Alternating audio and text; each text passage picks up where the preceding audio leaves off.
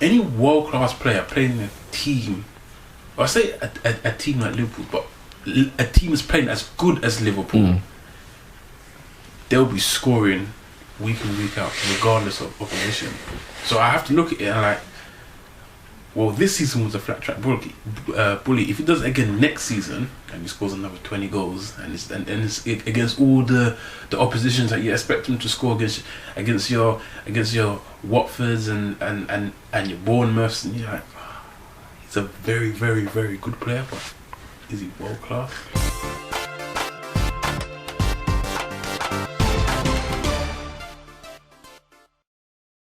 Golden Boot's been decided. Aubameyang, Mane, Salah, both on 20. Also, all three on 22 goals.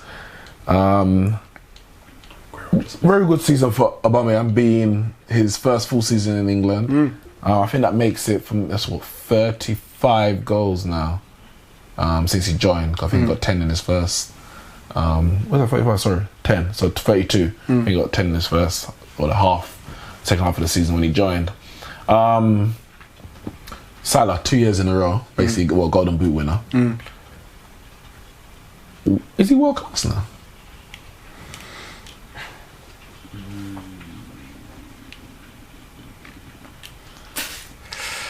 That's tough. Why is it a tough one? Because when Kane won back-to-back Golden Boots, were you more easy to call him world class? I'm sure. So what's the difference? No, and I tell you what the difference is.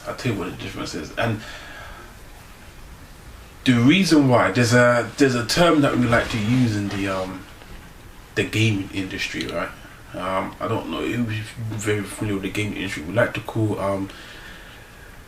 people that are world class, like the elite, the best of the gamers, you know, they play on the pro scene, etc, etc. But those that like to think that they're good, but they're not actually good, but they like to play like games in like public lobbies and stuff, we call them pub stompers. And that was Salah this season. Like when, yeah, when Kane did it back to back, he scored against every and anybody. It doesn't matter if it was Chelsea, if it was Man City, if it was Arsenal, or it was a Watford, or it was a Newcastle. It didn't matter who it was. He would score goals. The man scored 3 or 4 against Everton last day of the season. Like it doesn't matter the size of the team or the quality of the team. He would score against every and anybody. And I look at that and I say, well, that's world class. If the best of the teams can't stop you, then surely you must be world class. But Salah had this amazing season in his first season at Liverpool. Scored against every and anybody. He did. I'm going to give it to him. But he got sussed out, and the better teams were able to prevent him from scoring because they're like, we've worked him out. He scored against Arsenal, he scored against Chelsea. I think those are the only. Did he score against Tottenham this year? Yeah, he did. Didn't he scored the last minute goal? Was that him? Was that this season? Yeah, 2-1 last minute. No, it was own goal, wasn't it? Own goal? The guy was own goal. Lloris and all that. Yeah. Because Lloris onto Toby. Yeah, so Salah headed it across, I think, and then Lloris. Okay. So it's two, Chelsea and Arsenal. Yeah, and even in his Champions League performances, he hasn't scored many against the big team. I'm trying to remember. He didn't score any against Barcelona in the first leg. Obviously, he was injured for the second leg. He didn't score against PSG. I can't remember now. I can't remember. He didn't. And I look at that and I'm like, any world class player playing in a team, or I say a team like Liverpool, but a team is playing as good as Liverpool, they'll be scoring week in, week out, regardless of opposition. So I have to look at it and like, well, this season was a flat track bully. If he does it again next season and he scores another 20 goals and it's against all the oppositions that you expect him to score against your Watfords and your Bournemouths, and you're like, he's a very, very, very good player, but is he world class? Okay. World class. All right, so Because Hazard does it against everyone as well. On his day, when he feels like if he's having a good season, he'll do it against everybody. Anybody. It doesn't matter who it is. He'll do it against anybody. And Salah hasn't done that this season. He hasn't done that against anybody. So he would just go missing, and you're like, Salah even there? See the man get hauled up at 62 minutes sometimes because he's not doing anything.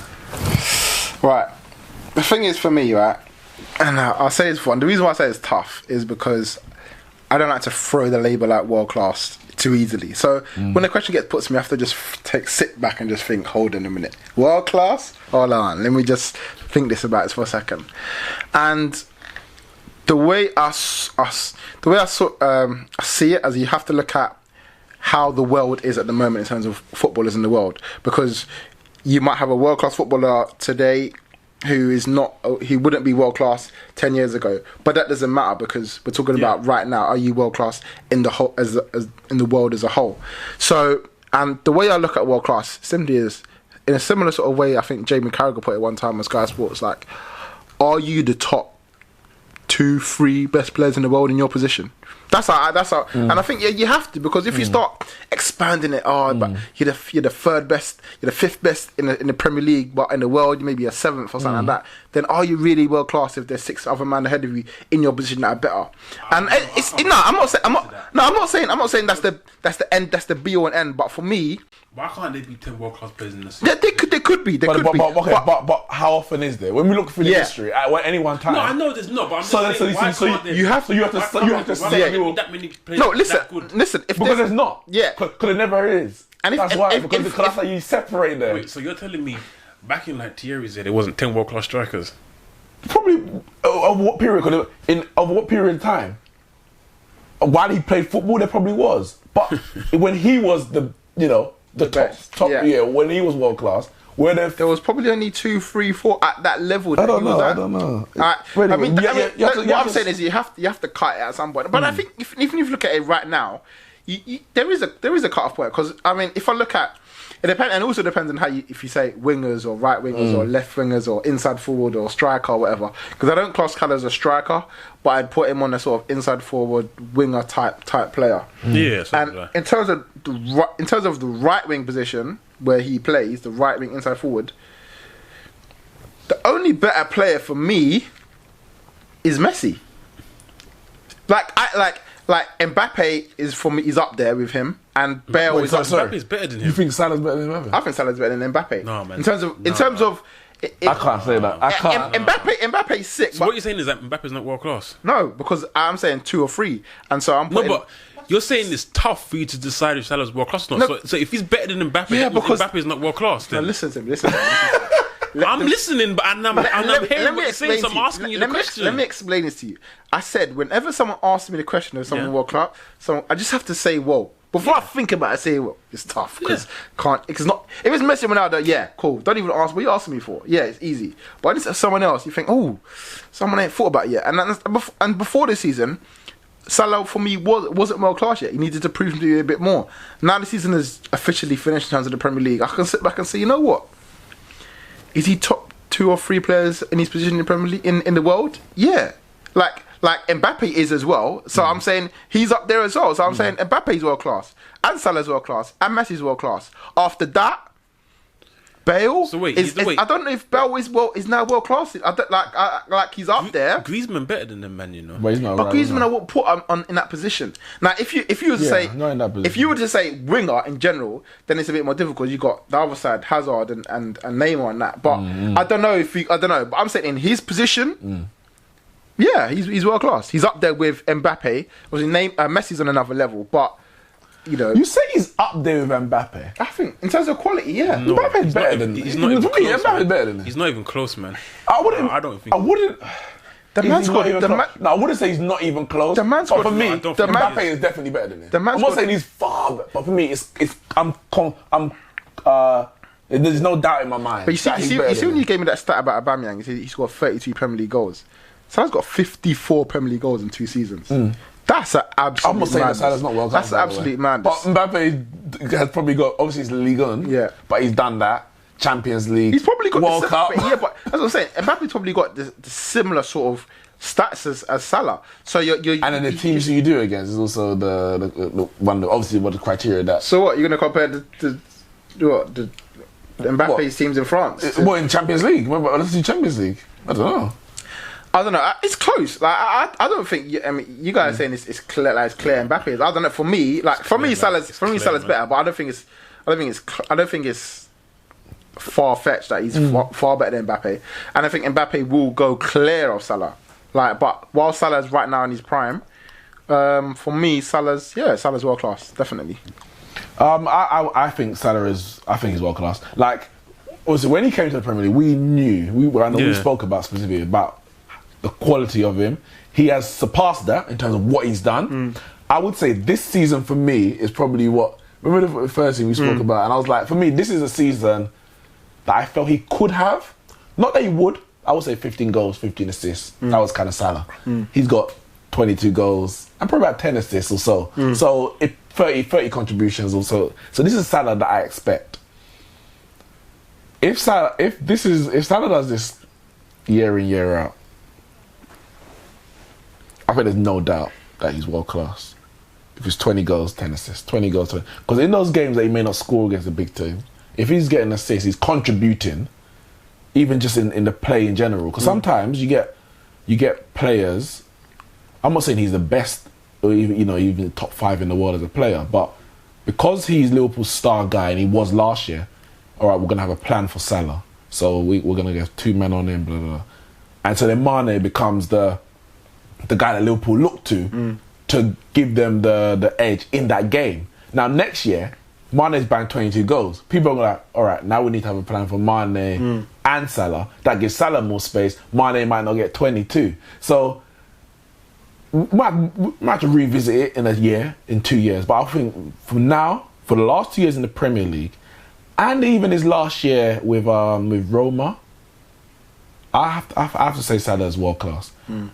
Whether he's, he's the top, top 3 players in position, it's a credible way to look at it.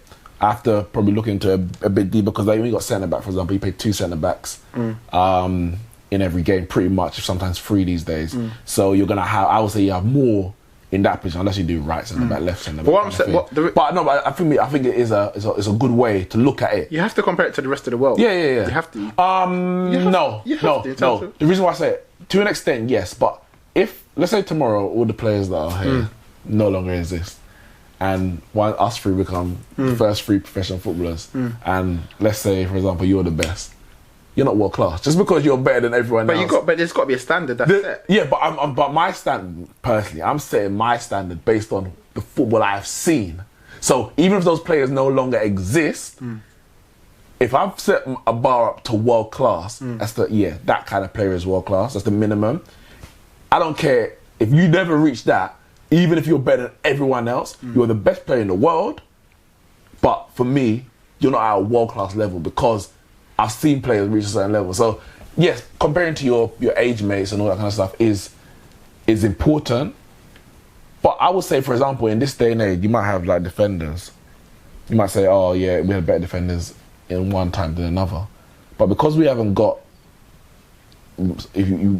as good defenders now as we have in the past, do we lower the bar for world class? I wouldn't do that.